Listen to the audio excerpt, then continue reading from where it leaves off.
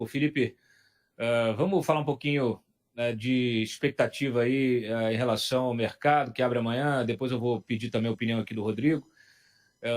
Como é que você... Bom, primeiro, se você viu nesse discurso agora no palatório alguma nova sinalização, algo que se possa entender como necessário aí para a apreciação política. Eu acho que vale a pena destacar um pouco do que se tinha falado sobre a Janja no papel da posse, da transmissão de faixa. Pelo nível da economia brasileira, pelas dificuldades que a gente vai enfrentar nos próximos anos, eu tenho uma certa dificuldade em encarar o Haddad como candidato natural à presidência em 2026. Eu acho que o Haddad ele é uma figura política, como eu já tinha comentado antes, fraca.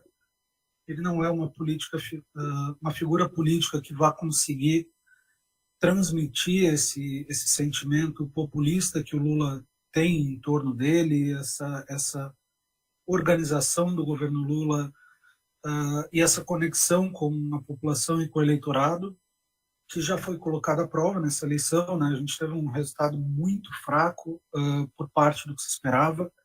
Eu lembro que começo do ano a gente tinha pesquisas apontando 20 pontos de diferença e a gente terminou com uma eleição decidida por 2 pontos percentuais, né? 49 a 51. E com esse contexto econômico que a gente vai enfrentar do próprio governo Lula e da economia mundial, eu acho que uma figura como o Haddad não vai ter estofo para disputar a presidência em 2026.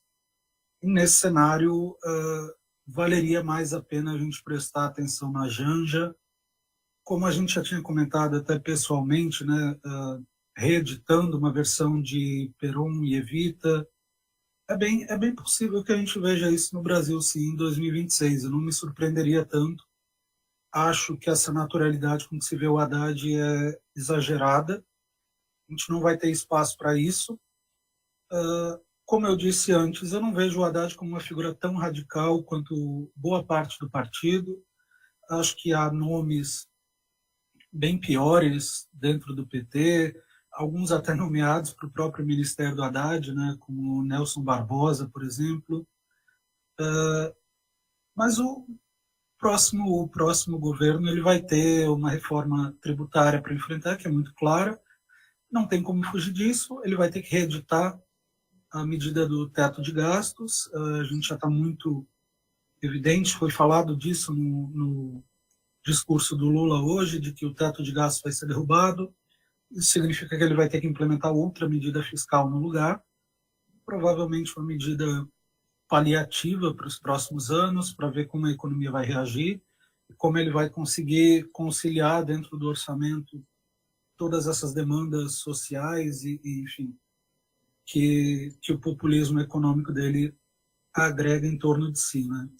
Não acho que tenha nenhuma grande novidade para fazer o mercado ir para um lugar ou para o outro amanhã.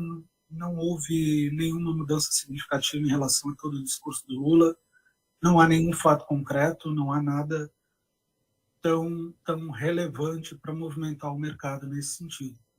Agora, o que a gente vai ter nos próximos meses é essa batalha de tentar entender a força política do Lula para conseguir conciliar esses interesses eleitorais que ele tem com a força do Congresso.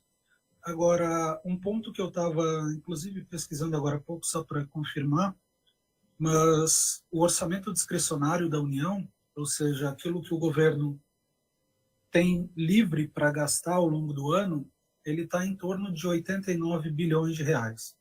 Isso são 7 a 8 meses de lucro da Petrobras. Ou seja, uma única estatal, claro, a maior estatal brasileira, mas uma única estatal tem mais recursos livres por ano do que o orçamento da União. Então, se você pegar outras empresas, como é o caso do BNDES, que deve virar um novo ministério do governo Lula, como é o caso da Caixa Econômica, do Banco do Brasil, de Itaipu, que ainda integra a Eletrobras, não foi privatizada. Itaipu, próximo ano, começa a ter 10 bilhões de reais livres, já que a dívida da hidrelétrica foi paga. você começa a ter muitos recursos livres nas mãos de estatais. Todos os bancos públicos, por exemplo, o Itaú BBA publicou um estudo esses tempos que mostra que os bancos públicos brasileiros devem ter por volta de 2 trilhões de reais para poderem emprestar e aumentar o crédito na economia, né? Ou seja, as estatais brasileiras elas vão ter muito mais recursos do que o orçamento da União, que vai estar em disputa e que é aquilo que a gente costuma conferir mais, né? Então vale a pena prestar atenção nessas estatais. Por isso toda a briga para se aparelhar novamente com políticos, né?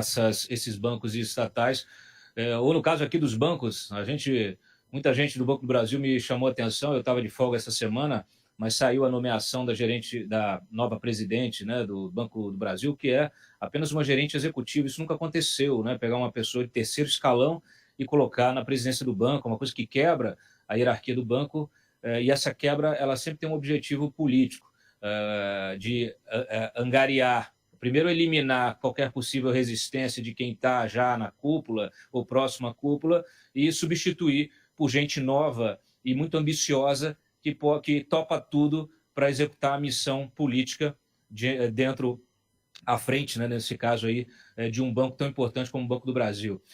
Felipe, obrigado pela tua participação aqui na live. Vai descansar, aproveitar ainda o restinho do domingo. Valeu, pessoal. Muito obrigado pelo convite. Sempre à disposição aqui. Um abraço.